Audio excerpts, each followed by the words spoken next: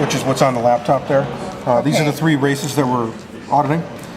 These were mandated by the Secretary of State. This is the Democratic Supreme Court Justice, full term commencing 2-1. That was mandated by the As was this one, the presidential Okay. top of the ticket. Okay. And then we had to randomly select a full county issue, something that didn't apply for those. So this is the health and... What we did is we made a list of the 10 individual possibilities. Chairman Hastings rolled a 10-sided die. Got it. And this one was the Did one you do that selected. this morning? He actually did it at the certification meeting. Okay. That's in the directive that you have to do it then. Okay. So what we did is then we roll these 10-sided die. If you can see if you turn around the whiteboard. I'm going to go away. I'm going to go back. Keep talking. We assign each die. So when we roll, we know we need a 5 combination, a 5-digit number. So we assign each die. This is the first digit, second digit, third digit, fourth digit. Okay. So then when we roll them together, Yeah. you get the combination that makes that number come together.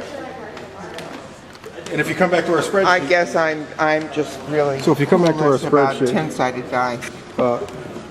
we know we need to make up a 5-digit number Why? because we have assigned based on all the factors that go into our risk limiting audit, error percentage, and all that. Okay. We assign the amount of precincts, and the precincts go from all zeros to 99999. Oh, so the precincts each have a 5-digit The number. precincts are all assigned a 5-digit number. Okay. They're actually assigned a range of numbers based on the probability that if you select this precinct, it has a greater or lesser chance to, if it's wrong, to affect the outcome of the race. So if you look here, Bay Village Who 1A, determines that? we do it in our by inputting the data into these risk limiting spreadsheets. It assigns a range of, based on all the other factors we put in there, a range of selection methods. So What's an example of the factors that you put in? I'd have to go through and look at them. I don't have them off the top of my head right now. Okay. And who It's makes margin up of victory, it's number of votes, total votes cast, the error probability you're working with. It's all those things that go into risk limiting. Okay, and who puts together the spreadsheet? Jason Kullick does this, and then we proof it.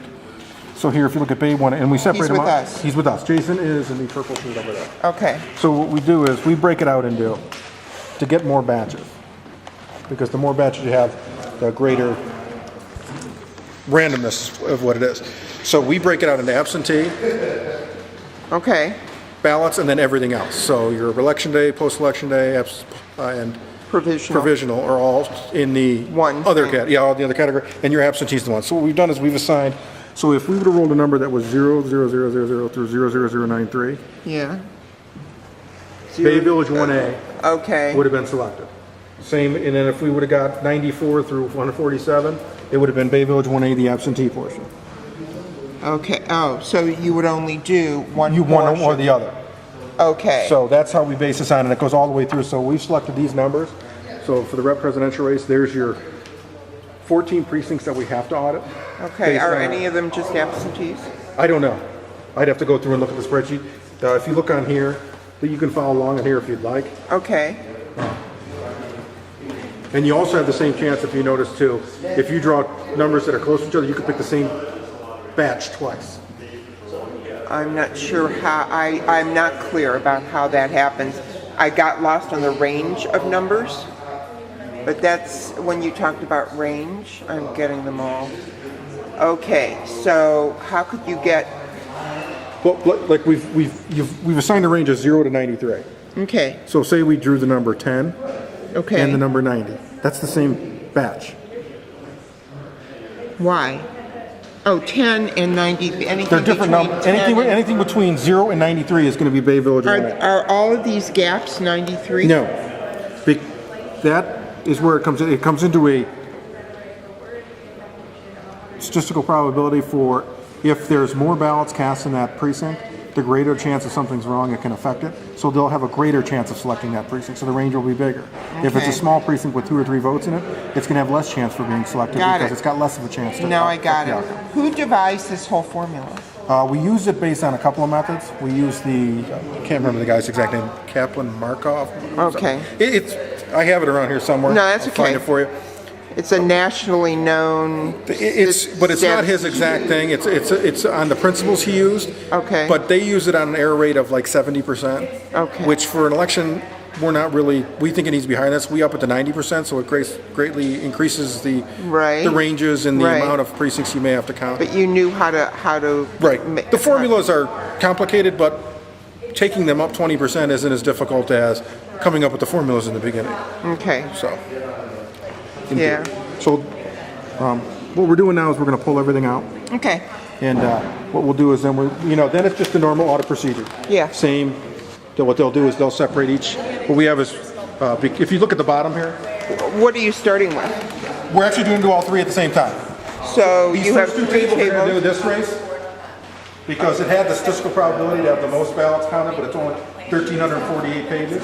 Okay. The Republicans is 1,478, Okay. and then 1,259 for the nonpartisan. You should be done. I mean, Tomorrow, we'll finish at the end of the day tomorrow. really? But don't forget, you still have to sort it because it's a primary. You'll have a stack of ballots. You may have Oh, that's 600 right. ballots. You got to separate That's them right. because you're only Right. looking for Got it, Republican or got it, Democrat. got it, For the got it. nonpartisan, those ballots are scattered throughout all five parties, so it's going to be a little more time consuming in that. They have to count each one. And once we get into the can counting, we'll use this. The first thing we do is, if you've seen our tally sheet, this is the total number of ballots cast per party. So like say we selected Bay 1A and you're doing the Democratic race, you'll count first the total number of Dem page ones you have. It should be 110. Okay. If it's not, we have to check to see if that's a polling location where they used a backup stick, which is polling location specific, which means What does that mean? Backup stick? if the stick went down election day for whatever reason, we have backup sticks, so they have the entire, all precincts and the polling location on it. Okay. So there's a possibility that someone scanned the ballot into there, so it's counted in the system, it's just not put with the right thing. So when the poll workers at the end of the night took their ballots, I'm thinking they were all Bay Village 1A precincts, actually a 1B could be another thing, so we'll get 1B's box out and we'll look for it and we'll find that ballot. Okay. And then what Okay. we'll do is we'll count the election day, the FSC provisional, and each of these for each race. So for the Dems, we'll separate them into 4 piles. O'Neill, Rucker, over, under. Okay. And then if they're doing the election day category, they should have 21 O'Neills, 11 Ruckers, no overs, 4 unders. Okay. And then they'll go through that and we'll do each one. Okay. So, Thank you. and the directive changed slightly to the amount of stuff we have to have out. Oh, So- okay. Look through at your leisure. I will. If there's I anything will. else I you might want. ask you for copies or ask Linda. The copies are right there. If you want anything If I on the wanna table, take something? take whatever you want off that table. It's all Okay. yours. So. Okay, thank you. I'm turning this off. Do you need Brian? I wanted to Yes. ask him one other question.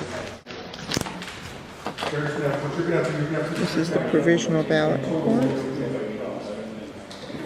Whoever's doing that race, whoever's supervisor in charge of it. So for here, if you pick Bay Village 1A today, get that one. That should be your total. So this one should be 200.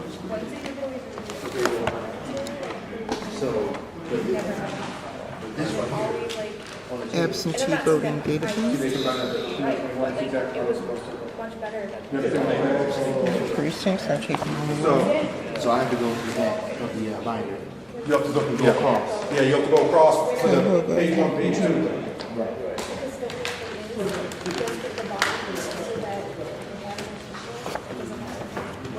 Oh, good.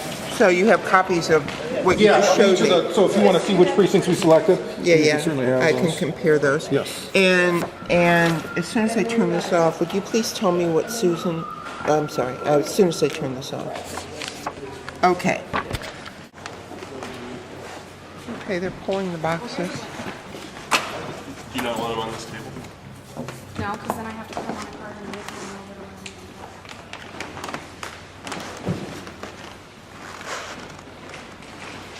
Is Highland Hills 2B? Yeah.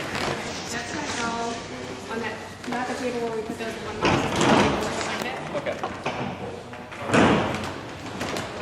And that's Highland 19. But they're all tabulated in the, It's all the same precinct? No. yes, it's all the same precinct. Oh, got it. But in those the 10-day window, they deliver them in different batches. Got it, so. got it, got it. And anything in the light green is a remake. Okay, Orange, it means there's a write-in on the ballot. okay, This is a way for us to find them a lot faster. okay, got it.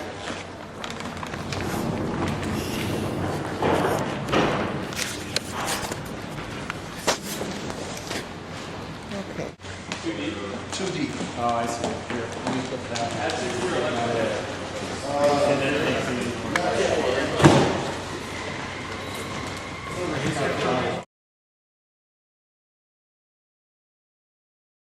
everybody, as soon as you're done, and it gets signed off by supervisor that your results are okay, you're just going to carry your own box. Sorry, I'm not have runners for you. Back to the back table, okay? And just line them up. It doesn't matter the order of the file back. Who has the key to the air conditioner? The box is open. Okay,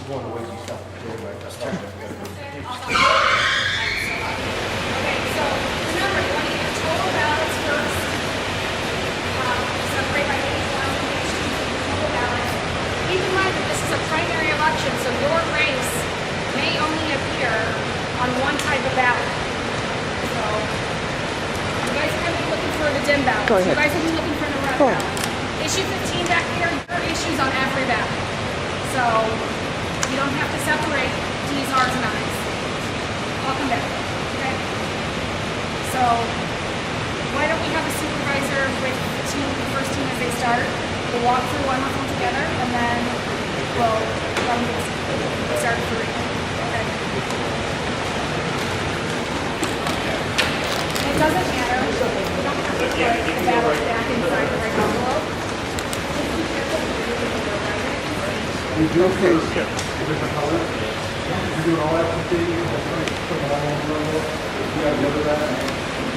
This is, every table has, they've had their ballots pulled. Those,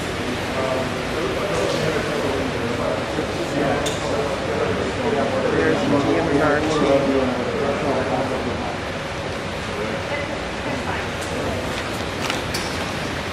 The first precinct that they're working on is an absentee only.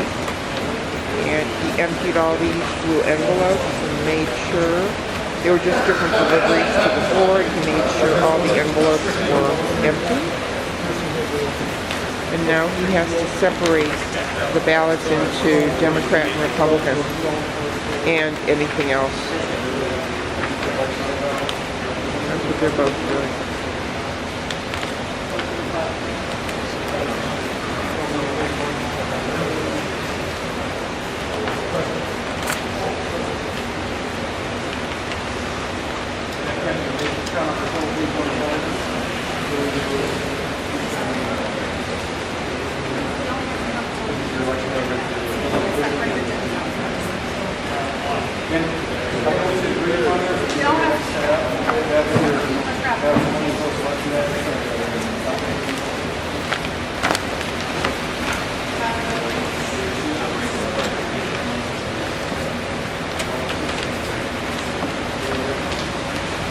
Over here, they're doing the Republican race. They have more precincts. They have 17